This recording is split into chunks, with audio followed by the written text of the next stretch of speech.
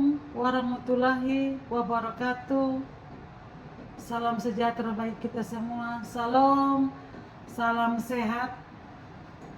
Perkenalkan, saya Loriana Lorinda Manelor, salah satu dosen tetap di Prodi D3 Kebidanan Poltekkes Kemenkes Kupang.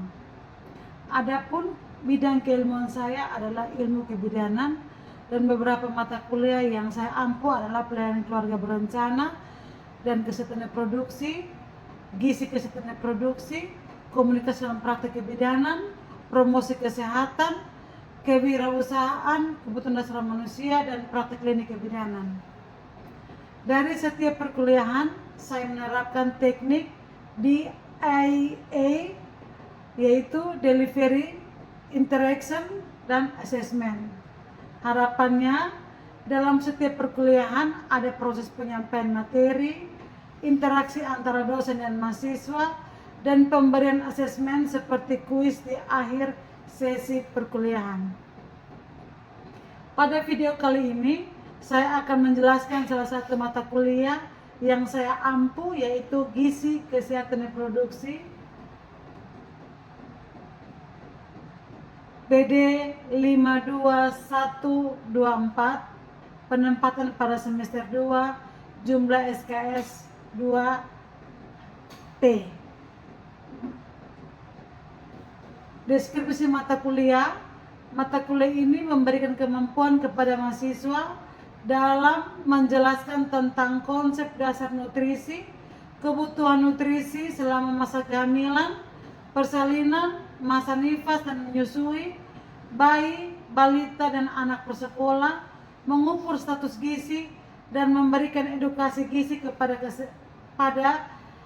kesehatan ibu dan anak dengan pendekatan pemberdayaan perempuan, penyakit tropis, dan kesehatan paru.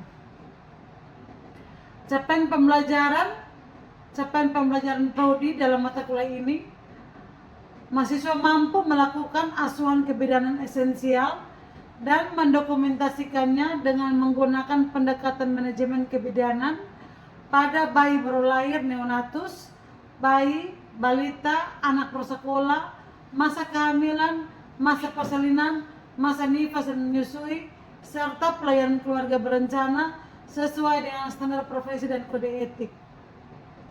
Capaian prodi mata kuliah ini yang kedua, mahasiswa mampu memberikan asuhan kebidanan pada ibu dan anak dengan pendekatan pemberdayaan perempuan dan penyakit tropis. Capaian pembelajaran mata kuliah, mahasiswa mampu memahami konsep dasar nutrisi dan kebutuhan nutrisi selama masa hamil, persalinan, nifas, neonatus, bayi, balita, dan anak prasekolah. Capaian pembelajaran mata kuliah yang kedua, mahasiswa mampu mengidentifikasi kegiatan promosi, preventif, edukasi, konseling yang terkait dengan masalah gizi pada masa kehamilan, persalinan, masa nifas dan menyusui, bayi, balita, dan anak prasekolah dengan pendekatan pemberdayaan perempuan dan penyakit tropis.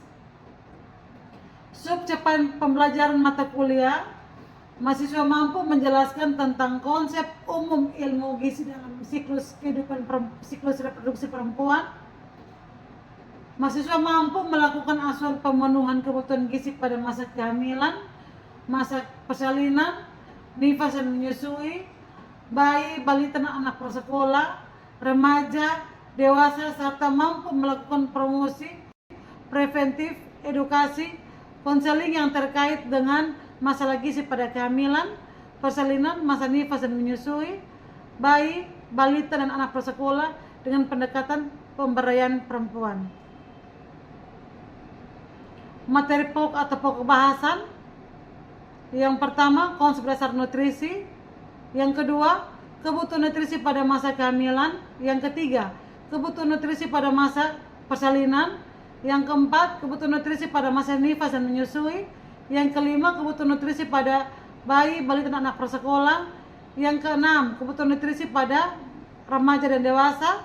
Yang ketujuh, kebutuhan penentuan gizi berdasarkan antropometri, masalah gizi pada kesehatan ibu dan anak, pendidikan kesehatan tentang gizi. Materi pokok atau pokok bahasan yang pertama, konsep dasar nutrisi, kebutuhan nutrisi pada masa kehamilan, persalinan, nifas dan menyusui, bayi, balita dan anak prasekolah, masa remaja dan dewasa, penentuan gizi berdasarkan antropometri, masalah gizi pada kesehatan ibu dan anak, pendidikan kesehatan tentang gizi. Adapun referensinya, di sini ada 12 referensi. Metode pembelajaran gizi kesehatan produksi adalah mata kuliah praktek, sehingga pada sesi perkuliahan ini 4 kali 170 menit. Kriteria penilaian sub CPMK 1.1 sampai 1.6. Kriteria penilaian sub CPMK 1.1 sampai 1.6. Tugas untuk masing-masing tugas 25%. Sub CPMK 1.2 sampai 1.6. Masing-masing praktek untuk masing-masing 25%. Bobotnya 25%. Ulang. Kriteria penilaian sub CPMK 1.1 sampai 1.6. Tugas masing-masing 25%. Sub CPMK 1.2 sampai 1.6. Praktik masing-masing 25%. Sub CPMK 2.1 UTS 25%. Sub CPMK 2.2 UAS 10%. Terima kasih. Salam sejahtera. Tuhan berkati. Salam sehat. Baik. Selamat pagi untuk kita semua. Selamat pagi, Bu.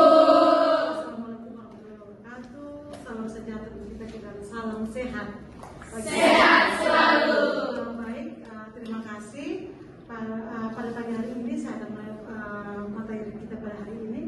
Kemarin masih ingat materi kita sebelumnya tentang kesehatan pada bayi balita, anak dan anak sekolah, masih ingat? Masih, Bu.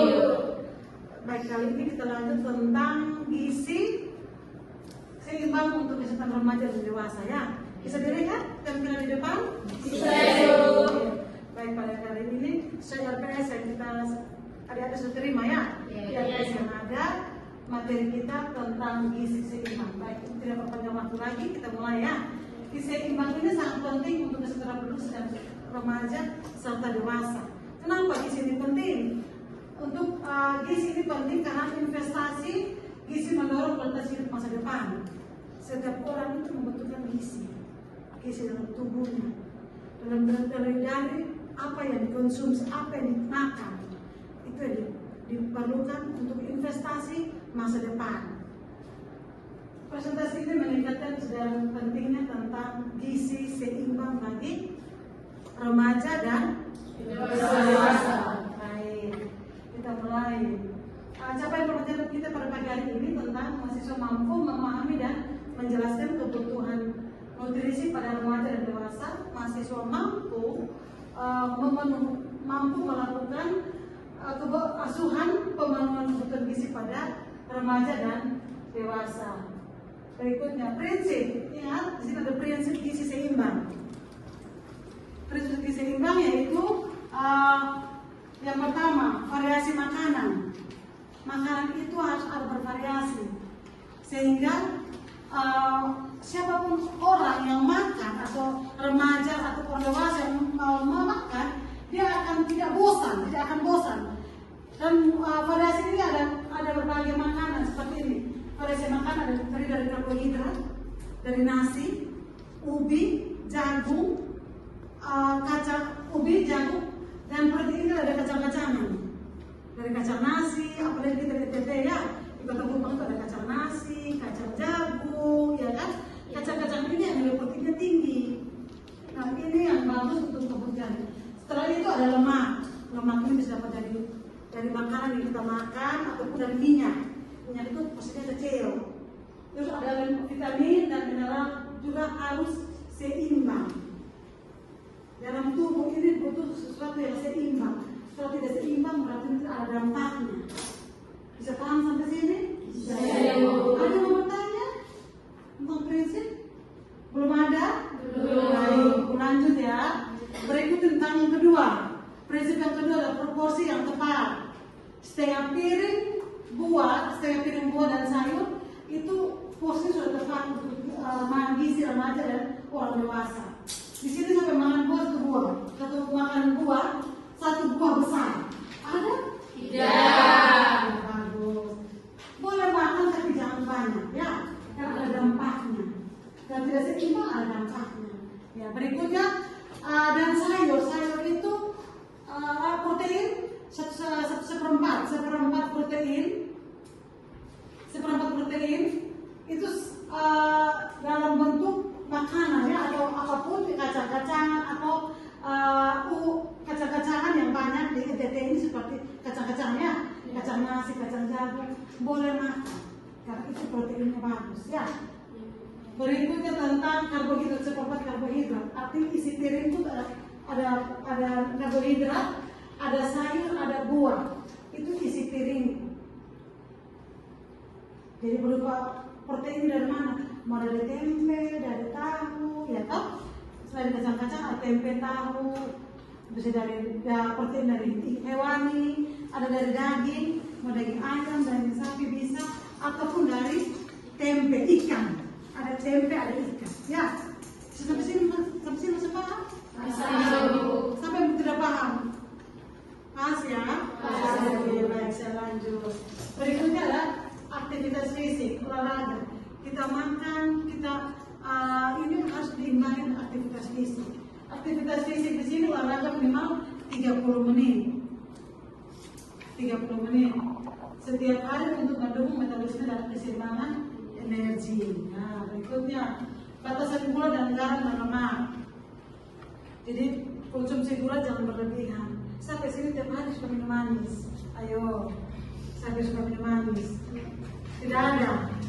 Kalau ada. Tidak suka minum manis. Boleh minum manis tapi jangan manis berlebihan ya. Tidak ada dampaknya. Berikutnya. Faktor yang mempengaruhi pemenuhan gizi ada 4 di sini. Ya, faktor yang mempengaruhi pemenuhan gizi ada 4. Yang pertama ada faktor ekonomi. Yang kedua ada pengetahuan gizi. Yang ketiga ada budaya dan gaya hidup. Dan yang keempat ada akses informasi. Ya, kita mulai yang pertama tentang faktor pemenuhan gizi. Yang pertama ekonomi. Kita boleh makan, dianjurkan untuk isi piring itu ada karbohidrat, ada protein, ada lemak, ya kan? Ada vitamin, itu boleh diisi dalam piring itu, tapi tergantung dari ekonominya. Dan tidak perlu beli makanan yang mahal. Apa yang ada di lingkungan kita, yang kita bisa tanam, seperti contoh di kita pekarangan rumah, ada sayur, ada kacang-kacang, bisa kita ambil, kita kelola untuk makan. Kacang mengandung protein, atau tempe tahu yang ada, mungkin di dekat kita ada jual tempe tahu, bisa kita kelola untuk makan bersama-sama keluarga. Ya, tidak perlu harus beli yang mahal, tergantung dari pendapatan ekonomi keluarga. Ya, bisa paham? Bisa. Oke. Faktor yang kedua tentang apa? Pengetahuan gizi. Nah, ini pengetahuan gizi. Pengetahuan gizi ini berhubungan dengan cara pengolahan makan, ya, atau cara makan, atau bukan dalam hal ini konsumsi makanan. Kadang-kadang kita karena kurang pengetahuan tentang gizi, kita kelola sayur yang salah. Contoh, kita potong dulu baru cuci, iya kan? Ya. Kita potong sayur dulu baru cuci, sehingga vitamin A, D, E, K itu larut dalam air. Jadi kita makan tidak ada vitamin dalam tubuh. Yang ada kita obesitas, kita gemukan, tapi vitamin tidak ada dalam tubuh. Bisa paham? Bisa. Jadi pengolahan itu mempengaruhi dalam nilai gizi. Karena kadang-kadang kita rebus sampai sudah lunak, ya kan? Sampai sudah masak sekali, baru kita makan, itu nilai gizi tidak ada lagi. ya kan? Berikutnya, sampai sini paham? Oke. Selanjutnya yang ketiga apa? Budaya dan gaya hidup. Nah, kadang-kadang budaya kita di sini ini kan kalau ada uang kan mau makan yang di tempat yang mahal supaya bergengsi kan? Sama saya itu. Pola hidup tadi. Mau makan supaya kelihatan bahwa saya ini kan hebat. Makannya di mana? Contoh di Lipo, ya kan? Solaria. Ya. Padahal pendapatan tidak lebih. Nah itu kadang-kadang budaya. Tapi lebih baiknya sesuaikan dengan ekonomi yang ada, keuangan yang ada, kelola apa yang ada, yang penting nilai gizinya memenuhi kebutuhan remaja dan orang dewasa. Sampai sini paham? Ini adik-adik kan remaja ya. Remaja jadi ingat harus ada buah dan sayur. Setiap kali makan paling tidak ada buah dan sayur. Buahnya buahnya apa? Ibu saya mau makan apel. Apel ada uang. Karena kita dia tidak penghasil apel ya. Tapi kalau pisang banyak, ya kan? Pisang banyak. Apalagi buah pisangnya kan tidak pakai musim kan? Ya. Nah, boleh makan buah pisang. Apalagi kalau pekarangan kita rumah kita ada buah-buahan seperti mungkin buah serikaya, ya toh?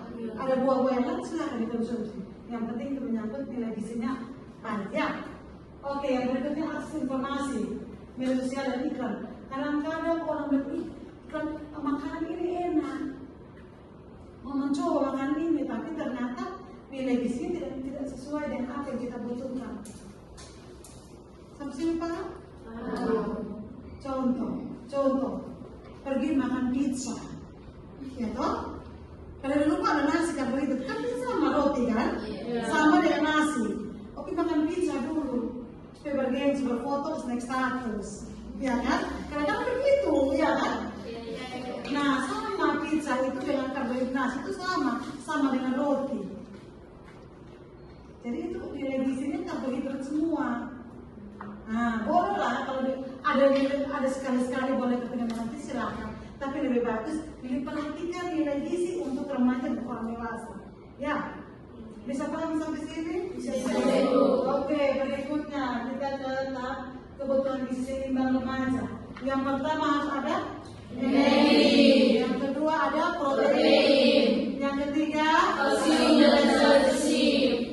Oke, yang terakhir adalah vitamin dan mineral. Ini yang harus ada. Bahannya dari mana? Ini ada kebutuhan kalori. Setiap orang remaja kebutuhan gizi kalau energinya 2000 sampai 2500 ya. Sesuai aktivitas. Kalau orang yang aktivitas olahraga, dia memposisi makannya seperti itu. Kebutuhan sekitar antara 2000 dan aktivitas. Artinya olahraga dia akan makan lebih karena lapar. Karena dia pembakaran kalori sehingga dia ubah orang itu lapar sehingga makan bisa berlebihan. Tapi kalau dia aktivitas berlebihan tidak seperti itu kan? Kalau berlebih nanti kita obesitas. Apa itu obesitas? Kegedean sama dengan kegemukan lebih, porsi lebih, badan lebih. Oke, berikutnya kebutuhan gizi seimbang. Kebutuhan gizi seimbang di sini ada energi, protein dan serat dan oksidan dan kalsium dan vitamin D. Ini butuhnya kebutuhan gizi untuk orang dewasa. Orang dewasa kadang-kadang orang dewasa itu dibutuhkan vitamin D apa? Untuk tubuh tulang, ya tubuh. Makanya orang vitamin D suruh berjemur, ya kan? Makanya pagi-pagi itu harus berjemur. Oke, sampai sini paham kok? Oke, ini hampir terakhir, sebelum terakhir ya kita masih ada pengaruh status gizi pada sistem reproduksi. Yang pertama kekurangan gizi, yang kedua obesitas, yang ketiga gizi seimbang, dan yang keempat kesehatan pola. Kesehatan pola ini berpengaruh terhadap kesehatan reproduksi pada remaja. Ya, karena itu mempengaruhi dari definisi pada cacat pada saraf tabung pada bayi, kurang asam folat. Makanya remaja itu perlu konsumsi apa? Asam folat. Ya, oke, berikutnya prinsip gizi untuk menopause sehat. kalsium dan vitamin D, ya kan? Terus estrogen, serat. Yang keempat, batas kafein dan alkohol. Yang kelima, olahraga. Makanya orang tua itu harus olahraga. Orang tua saja, kita semua harus olahraga. Olahraga artinya tidak perlu yang olahraga yang ini. Kita boleh berjalan juga baik 30 langkah. Pernah dengar orang olahraga 30 langkah? Pernah ya? Nah, olahraga 30 langkah supaya sehat. Karena kita makan, duduk makan dan tidak aktivitas pasti kegemukan. Makanya perlu olahraga. Ya, sampai sini paham ya? Oke.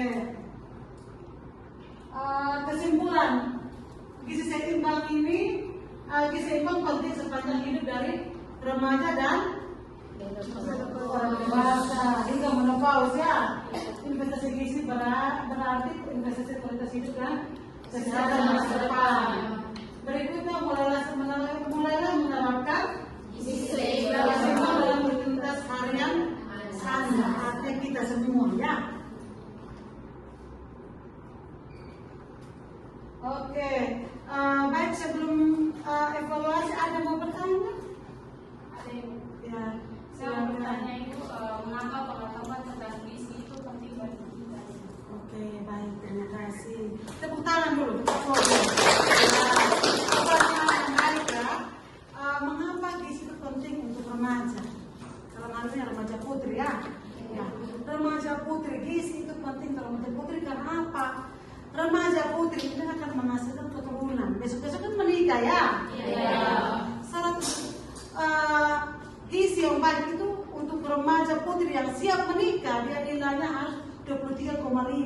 Kenapa ibu 23 nilai? Apa itu nilai? Lingkar lengan atas. Oke. Lingkar lengan atas 23,5 itu menunjukkan bahwa gizi wanita atau remaja putri itu baik, sehingga dia boleh untuk menikah. Karena kalau tidak kurang dari segi kurang dari 23,5 atau segi kurang bagus, nanti dampak kalau wanita itu remaja putri itu menikah, nanti dampaknya ke anaknya. Apalagi kita kenal dengan anak stunting ya. Kita itu stuntingnya tinggi. Nah, kalau remaja putri, pengetahuan remaja putri tentang gizi kurang bagus, nanti besok-besok atau akan kalau hamil nanti bisa menyumbang angka stunting, menambah untuk NTT. Jadi harus perbanyak di gizi. Dalam hal ini apa? Harus ada karbohidrat, harus ada protein.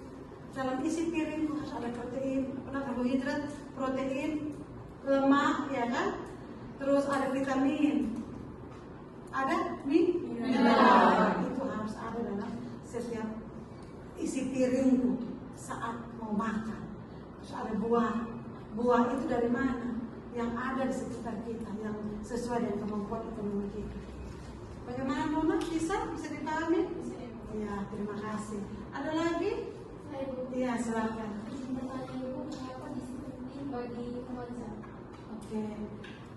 Mengapa gizi penting bagi remaja? Hampir sama ya, gizi penting untuk remaja. Karena remaja ini merupakan generasi bangsa. Ya, remaja ini nanti besok-besok akan menjadi generasi bangsa dan akan menghasilkan keturunan. Seperti yang saya bilang tadi, dan dia harus dibekali dengan gizi, artinya pengetahuannya baik tentang gizi dan dia juga nilai gizi ini dalam tubuhnya memenuhi nilai gizi, sehingga kalau besok dia menikah, ya artinya dia menghasilkan keturunan yang baik sebagai penerus generasi bangsa ya, penerus generasi bangsa. Karena kalau tidak, kalau gizinya kurang bagus, nanti ada dampak dari kekurangan gizi. Seperti itu. Contohnya kalau dampak kurang gizi, seperti kalian di kelas. Nanti kalau kekurangan gizi pasti berat badan pasti kurang. Yang kedua, mungkin ngantuk saat di kelas. Pada saat musim-musim kayak kita di sekarang TTQ atau Kupang, angin kencang pasti kesakitan, sakit, mudah terserang penyakit berhubungan dengan kekebalan dalam tubuh. Ya, bisa paham? Baik. sebelum kita selesai, kita mau evaluasi? Boleh ya? Oke. Ini kita silakan sama-sama. Siapa yang mau jawab silakan angkat tangan. Boleh angkat tangan bertanya.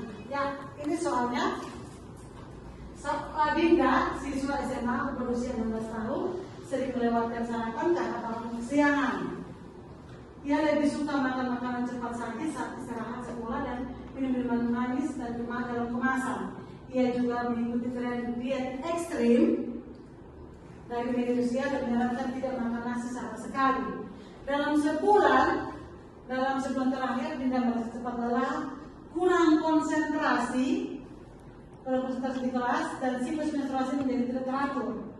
Berdasarkan kasus di atas, prinsip gizi seimbang yang diabaikan oleh Dinda adalah A. Menghindari makan berlemak. B. Makan dalam porsi besar di malam hari. C. Makan makanan beragam dan cukup energi. D. Mengganti sarapan dengan minuman kemasan. Ada yang tahu jawab? Ya, silakan. C. Nama siapa? Marvin. Ya, Marvin jawaban C. Ada yang lain? Ada yang lain? Pas? Dari semua pas? Oke. Marvin jawab C. Ada yang tidak ini? Jawaban yang benar adalah C. Tepuk tangan untuk Marvin dulu.